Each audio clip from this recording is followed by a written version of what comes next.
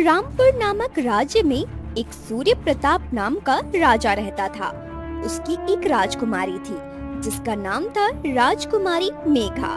राजकुमारी मेघा बहुत ही दयालु और बहादुर थी। प्रजा का बहुत ख्याल रखती थी। एक दिन राजकुमारी मेघा राजा के साथ दरबार में बैठी हुई थी। तभी मंत्री भागते हुए वहाँ आए।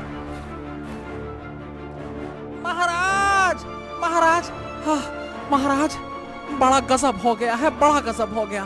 महल के चारों तरफ अचानक से काले काले बादल उमड़ आए हैं। रानी बहुत परेशान है। आप चलकर देखिए महाराज, चलिए महाराज। मंत्री, ये भी भला कोई परेशानी वाली बात है क्या? अरे ये मौसम है, कभी भी बदल जाता है। इसमें इतना हाय हल्ला करने की क्या जरूरत है? और ये महारानी भला क्यों चिंतित हो रही हैं? आजकल महारानी को न जाने क्या हो गया है, बस चिंता में लीन रहती हैं। कुछ भी हो जाए चिंता करने लगती हैं। हैं? पिताजी, हमें चलकर देखना चाहिए, क्या पता कोई खतरे वाली बात हो। हाँ हाँ ठीक है, चलो, तुम ठीक कर रही हो, हम चलकर देखते हैं, चलो। राजा और राजकुमारी बालकनी में आकर खड़े हो गए, जहाँ रानी पहले से ही खड़ी थी। क्या हो गया महारानी, आप इतनी परेशान क्यों हैं? महाराज, काली घटा को देखो आप।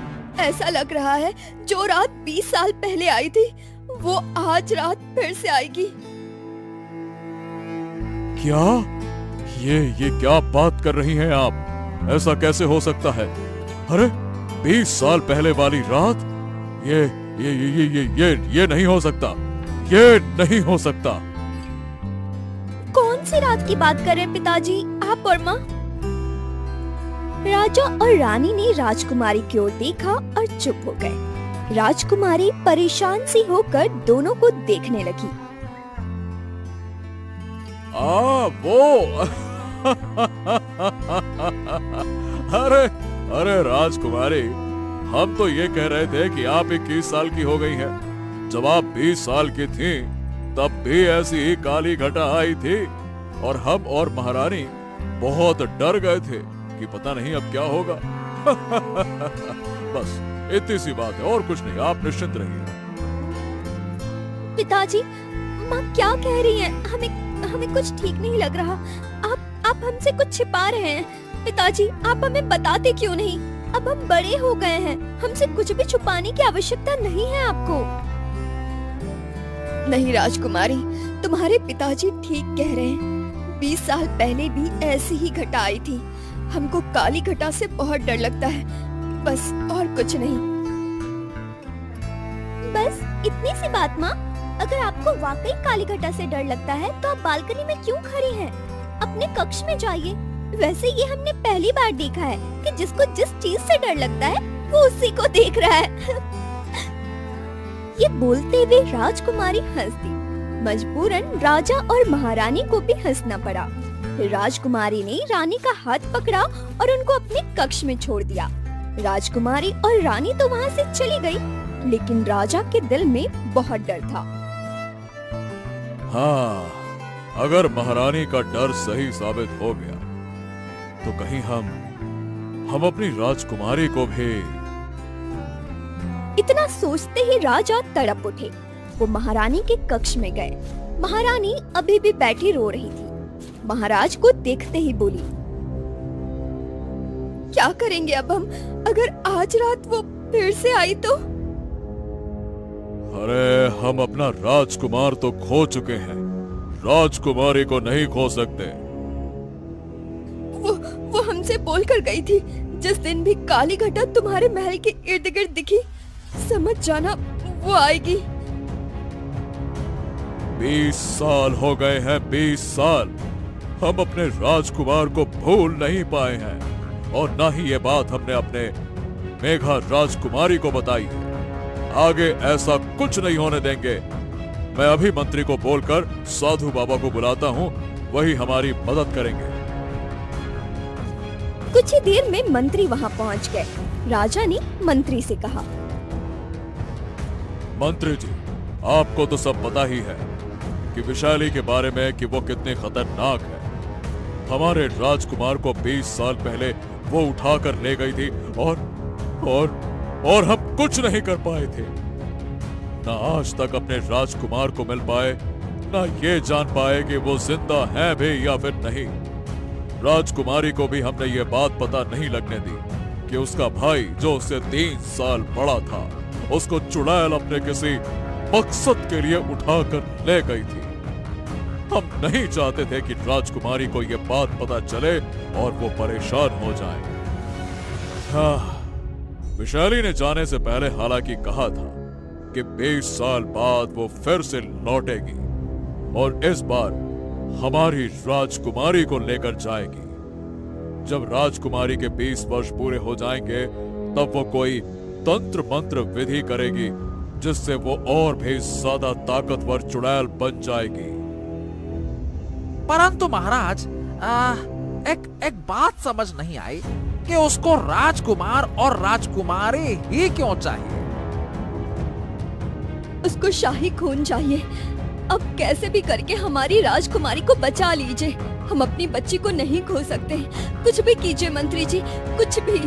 अब साधु बाबा को पैगाम भिजवा दो, वो जल्द से जल्द महल आए। और ध्यान रखना, ये बात राजकुमारी को पता नहीं लगनी चाहिए। हाँ ठीक है महाराज, ठीक है।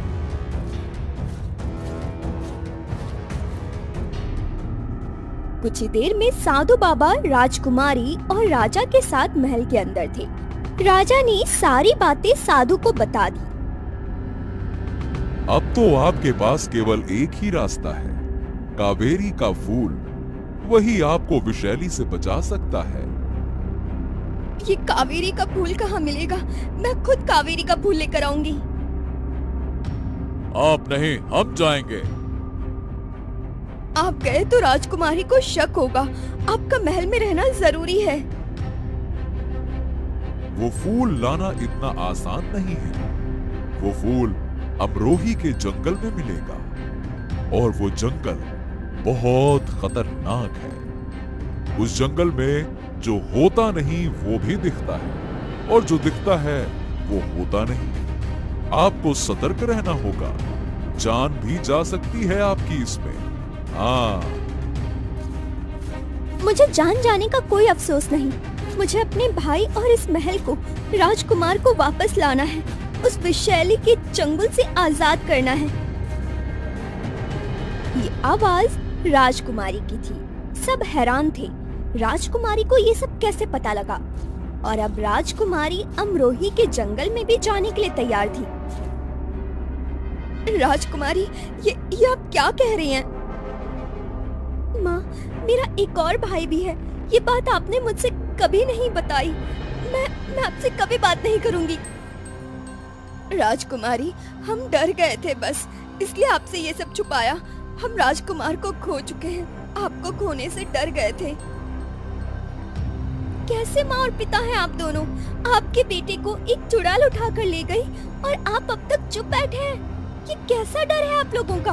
आप चुप बैठ सकते हैं, परंतु मैं नहीं। आप कहीं नहीं जा सकती। आप मुझे नहीं रोक सकती। मैं अपने भाई को ढूंढ कर लाऊंगी, कैसे भी, कहीं से भी, चाहे उसके लिए मुझे कुछ भी करना पड़े। हम आपसे ये बात इतने समय तक इसलिए छुपा कर रखे हैं ताकि आप राजकुमार को ढूंढने की कोशिश ना करें। आपको ये बात वैसे बताई किसने? जब आप मंत्री जी से और साधु बाबा से बात कर रहे थे तब हमने सब कुछ सुन लिया। हमें माफ कर दीजिए पिताजी, हमने आपकी बातें सुनी, परंतु अब हमको जाने से कोई नहीं रोक सकता। बस आप इतना बता दीजिए, ये विशैली कहाँ मिलेगी? बेटा, वो खतरनाक है। राजा और रानी के लाख समझाने पर भी जब राजकुमारी नहीं मानी तो मजबूरन राजा को विशैली का पता राजकुमारी को बताना पड़ा। राजकुमारी अकेले ही अपना घोड़ा लेकर विशैली की तलाश में निकल गई। वो पूरे दिन सफर करती रही। सफर करते करते शाम हो गई। राजकुमारी एक जगह बैठ के आराम करने लगी। खुद साधु बाबा कह रहे थे, उसको हराना है तो कावेरी का फूल चाहिए और वो फूल अमरोही के जंगल में मिलेगा। मुझे विशाली को ढूंढने से पहले अमरोही के जंगल जाना होगा। पहले मैं कावेरी का फूल लेती हूँ, उसके बाद ही विशाली को हरा सकती हूँ। राजकुमारी फिर से अपने घोड़े पर बैठकर अमरोही के जंगल की ओर चल दी। कुछ दूर चलने के बाद उसको अमरोही का जंगल मिल गया। वो जंगल के अंदर चली गई। जंगल के अंदर बहुत सारे पेड़ थे। यहाँ तो बहुत सारे पेड़ हैं। मुझे कैसे पता लगेगा कावेरी का फूल कौन सा है? मैंने आज तक कावेरी के फूल के बारे में किसी से नहीं सुना। ये सोचते हुए राजकुमारी आगे बढ़ने लगी। वो अभी चल ही रही थी कि तभी उसको एक लोमड़ी नजर आई। राजकुमारी को देखते ही लोमड़ी ने कहा, राजकुमारी क्या लेने आई हो यहाँ? क्या मैं तुम्हारी कुछ मदद कर सकती हूँ? प्यारी लोमड़ी, मैं कावेरी का फूल लेने आई हूँ। क्या तुम मेरी मदद कर सकती हो? हाँ जरूर, मैं तुम्हारी मदद करूँगी। बदले में मुझे तुमसे कुछ चाहिए। बोलो, दोगी? हाँ बिल्कुल, मैं भी तुम्हारी मदद करूँगी। बोलो तुमको क्या चाहिए? इस जंगल में एक गुफा है। उस गुफा में एक खतरनाक दानव है। उस दानव ने मेरे बच्चे को उठा लिया है। वो इसकी बलि चढ़ाएगा। तुम मेरे बच्चों को बचा लो तो मैं तुम्हें कावेरी के फूल के बारे में बता दूंगी। प्यारी लोमड़ी, अगर तुम्हारा बच्चा दानव के पास है, मैं उसको तब भी बचाती। अगर तुम मुझे कावेरी के फूल के बारे में ना बताती, मैं किसी को भी दर्द में नहीं देख सकती। मैं जानती हूँ, इसलिए मैंने तुमसे मदद ली। अब तुम मुझे जल्दी से बताओ, उस दानव की गुफा है कहाँ? मेरे साथ आओ। वो दोनों दानव की गुफा की ओर चल दिए। कुछ दूर आकर लोमड़ी रुक गई। राजकुमारी, यही है दानव की गुफा। मैं अंदर नहीं जा सकती। आप अंदर जाओ और मेरे बच्चे को ले आओ। मैं आपसे विनती करती हूँ, कैसे भी करके मेरे बच्चे को बचा लेना। ठीक है। राजकुमारी ने अपना घोड़ा रोक दिया और अंदर चली गई। अंदर एक दानव बैठा हुआ था। राजकुमारी को देखते ही गुस्से से लाल हो गया। राजकुमारी, तुम यहाँ क्यों आई हो? अगर जिंदा रहना है तो यहाँ से चली जाओ, चली जाओ। मैं एक आवश्यक विधि कर रहा हूँ, मुझे उसमें एकांत चाहिए। चली जाओ। मैं यहाँ लोमड़ी के बच्चे को लेने आई हूँ। जब तक आप मुझे लोमड़ी का बच्चा नहीं दे देते, मैं यहाँ से नहीं जाऊंगी। कौन सा लोमड़ी का बच्चा? मेरे पास किसी लोमड़ी का अच्छा बच्चा नहीं है। चली जाओ यहाँ से। जो विधि तुम एकांत में करना चाहते हो, मैं जानती हूँ। ये वही विधि है जिसमें तुम लोमड़ी के बच्चे की बलि देने वाले हो। उसकी बात सुनकर दानव चुप हो गया और फिर बोला, तुमको लोमड़ी ने अपने जाल में फंसा लिया है। मेरे पास कोई लोमड़ी का बच्चा नहीं है। तुम एक नेक दिल राजकुमारी हो, इसीलिए मैं तुमसे कह रहा हूँ, यहाँ से चली जाओ और जो काम करने आई हो उसको पूरा करो। उसको ऐसे बोलने से राजकुमारी ने चौंक कर कहा, आपको कैसे पता मैं यहाँ किसी काम से आई हूँ? मैं एक दानव हूँ। लोग मेरा नाम सुनकर डर जाते हैं। तुम भी डर गई, पर मैं जानता हूँ कि तुम यहाँ किस मकसद से आई हो और उसी मकसद से तुम्हें भटकाने के लिए लोमड़ी ने तुमको यहाँ फंसा दिया। जब तक तुम यहाँ से निकलोगी तब तक तो लोमड़ी उस चीज को छुपा देगी जो तुम यहाँ लेने आई हो। मेरे साथ छल हुआ है। फिर उसको साधु बाबा की बात याद आई जो उन्होंने कहा था, अमरोही के जंगल में जाना आसान नहीं होगा। जो दिखता है वो होता नहीं और जो होता है वो दिखता नहीं। राजकुमारी ने दानव से कहा, क्या आप मुझे कावेरी के फूल के बारे में बता सकते हैं? कावेरी के फूल की रक्षा तो एक डायन करती है। वो तुमको इतनी आसानी से वो फूल नहीं देगी। मैं तुम्हारी मदद कर सकता हूँ। इतना बोलकर दानव ने एक भभूत की थैली राजकुमारी को दी। कावेरी का फूल सफेद रंग का होगा। जब तुम कावेरी के पेड़ के पास पहुँच जाओ तो इस भभूत को उस चुड़ैल के ऊपर डाल देना। वो जलकर भस्म हो जाएगी। हाँ, शुक्रिया आपका।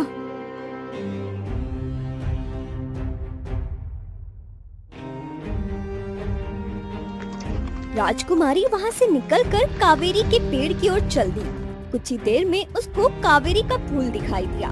राजकुमारी ने देखा वहाँ एक डरावनी चुड़ैल खड़ी थी। राजकुमारी ने वो भभूत की थैली खोलकर उसका भभूत चुड़ैल की ओर उड़ा दिया, जिससे चुड़ैल के शरीर ने आग पकड़ ली और वो जलकर भस्म हो गई। राजकुमारी ने कावेरी का एक फूल तोड़ लिया और विषैली की खोज में निकल गई। चलते चलते राजकुमारी को बहुत समय हो गया। ये विषैली कौन सी जगह छुप कर बैठी है? माँ कह रही थी जहाँ भी काली घटा होगी वो मुझे वहीं मिलेगी। वो अभी चलती जा रही थी कि तभी उसको किसी की आहट सुनाई दी। कौन है? कौन है वहाँ? सामने आओ। राजकुमारी के बोलने पर कोई सामने नहीं आया तो राजकुमारी ने फिर से कहा, देखो मैं तीर चला दूंगी, सामने आओ। इतना बोलते ही सामने से एक लड़का आया। तुम मेरा पीछा कर रहे हो? माफ करना राजकुमारी, मैं एक लकड़हारे का बेटा हूँ और जरूरी पैगाम लेकर आया हूँ। महल पे कहर बरसा है राजकुमारी, कहर। कहर? कैसा कहर? माँ और पिताजी तो ठीक है ना? तुम कब से मेरा पीछा कर रहे हो?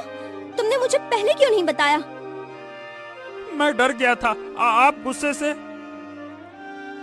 अब जल्दी बताओ, हुआ क्या है? देखिए राजकुमारी, जिस विषैली को आप ढूंढ रही हो वो महल में है। राजा और रानी को उसने बंदी बना लिया है। पूरे गांव वालों पे उसने कोड़े बरसा रखे हैं और आपकी खोज में महल आई है वो। पूरे गांव वाले आपको ही तलाश कर रहे हैं। मेरी माँ और पिताजी को बचा लीजिए राजकुमारी। मेरी छोटी बहन है जिसको उसने अपने नशीली दवा से मूर्छित कर दिया है। अब आप ही हम गांव वालों की मदद कर सकती हैं। आखिर आपको विषैली ही तो चाहिए थी, वो अब महल में है। तो वापस चलिए ना वापस। आप क्या सोच रही हैं? चलिए। माँ का डर सही था। उस दिन माँ ठीक सोच रही थी। वो मुझे लेने आ गई है। वो आ तो गई लेकिन लौट कर नहीं जा पाएगी। परंतु उससे पहले मुझे अपने भाई को उसकी कैद से आजाद करना है। अभी मुझे महल लौटना होगा, विषैली के साथ जाना होगा। उसके बाद ही अपने भाई से 20 साल बाद मिल पाऊंगी। राजकुमारी को सोच में गुम देख लड़के ने कहा, अरे क्या सोच रही हैं आप राजकुमारी? समय नहीं है हमारे पास, वो बहुत खतरनाक है। जल्दी चलिए। कुछ नहीं, चलो चलते हैं। राजकुमारी महल की ओर बढ़ गई। कुछ समय बाद राजकुमारी महल में आ गई। महल में राजकुमारी को कोई नजर नहीं आया। राजा और रानी को विषैली ने बंदी बना लिया था। महल बिल्कुल खाली था। राजकुमारी ने देखा राजा के सिंहासन पर विषैली बैठी हुई है। राजकुमारी उसके पास गई। राजकुमारी को देखते ही विषैली ने कहा, राजकुमारी आ गई आप? वाह, सुंदर, अति सुंदर। विषैली, मैं आ तो गई हूँ। अब तुम मेरे पिताजी और मेरी माँ को छोड़ दो। तुमको मैं चाहिए ना? तो लो, मैं मिल गई। अब पूरे गांव वालों को भी आजाद कर दो।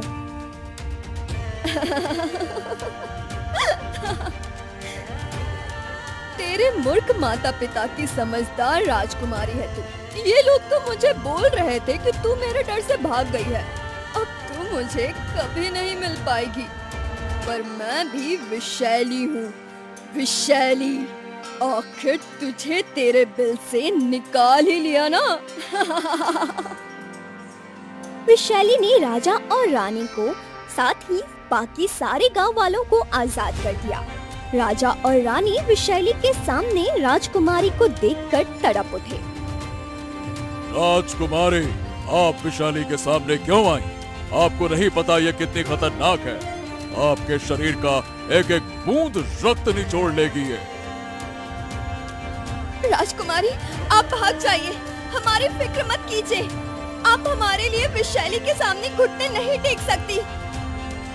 वो चीखती रही, चिल्लाती रही और राजकुमारी मंद आंखों से उनको देखती रही और कुछ नहीं बोली। विशाली राजकुमारी को वहाँ से लेकर चली गई। विशाली के जाने के बाद महल में कोहराम मच गया। विशाली राजकुमारी को लेके अपने खंडर जैसे महल में आ गई। राजकुमारी को उसने प्यार से कहा, राजकुमारी, तुम्हारी समझदारी हमें पसंद है। तुम यहाँ आराम से रह सकती हो। मैं तुम्हें कुछ नहीं कहूँगी। बस हर पूर्णिमा की रात को तुम्हारे शरीर का कुछ रक्त पीऊंगी। तुम डरना नहीं, उससे तुम मरोगी नहीं, जिंदा रहोगी।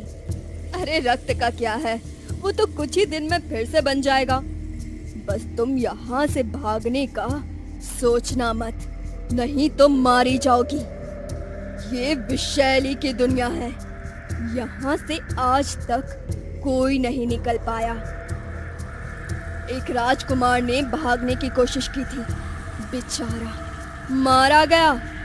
मुझे उसकी मौत का बहुत अफसोस है, परंतु मैं मजबूर थी। जब किसी को भागते हुए देख लेती हूँ तो उसको जिंदा नहीं छोड़ सकती मैं। क्या मेरा भाई विशाली के हाथों मारा गया?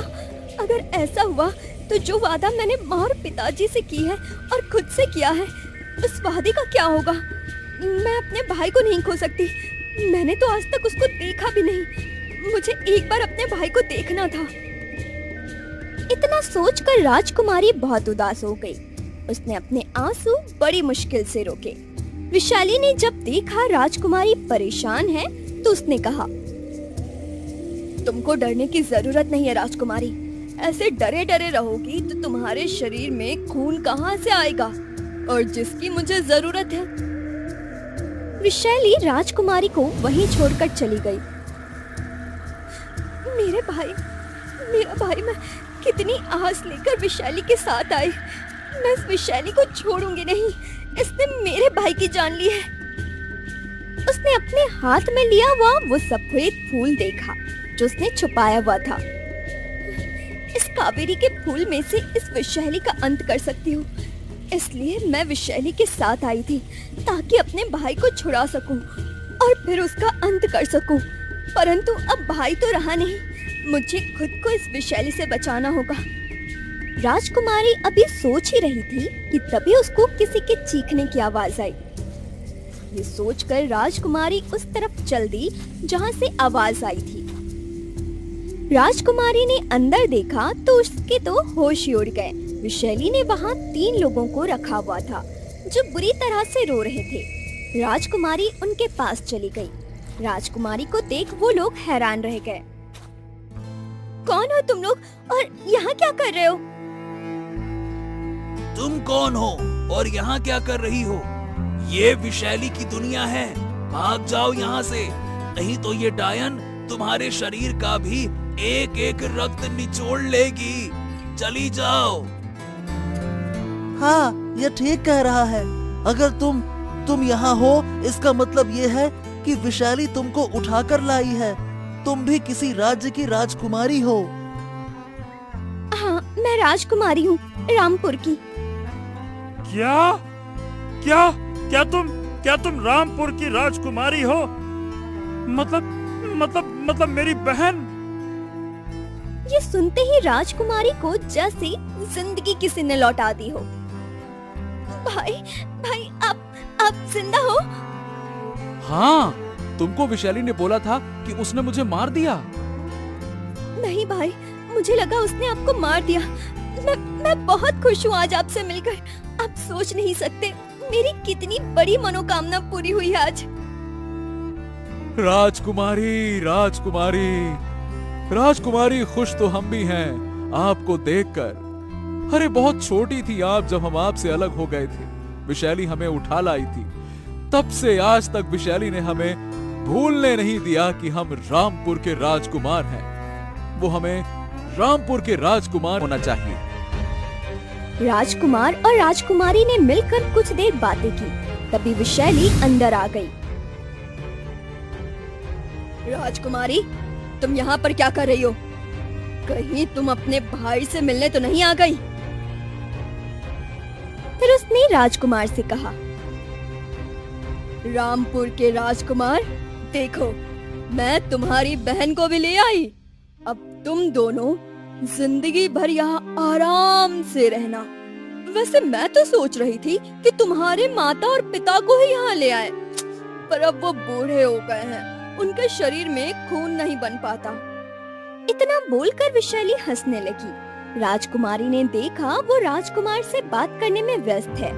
राजकुमारी धीरे से उठी और उसने वो कावेरी का फूल विशाली के शरीर पर लगा दिया। उसको लगाते ही विशाली जोर से चीखी, ये क्या है? इसे दूर करो मुझसे।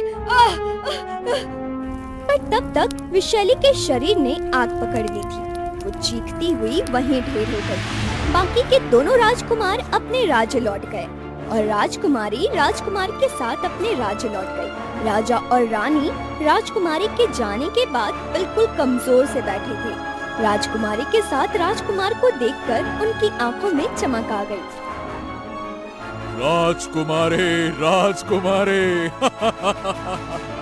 आप आ गई। हमें यकीन था कि आपको कावेरी का फूल मिल ही जाएगा।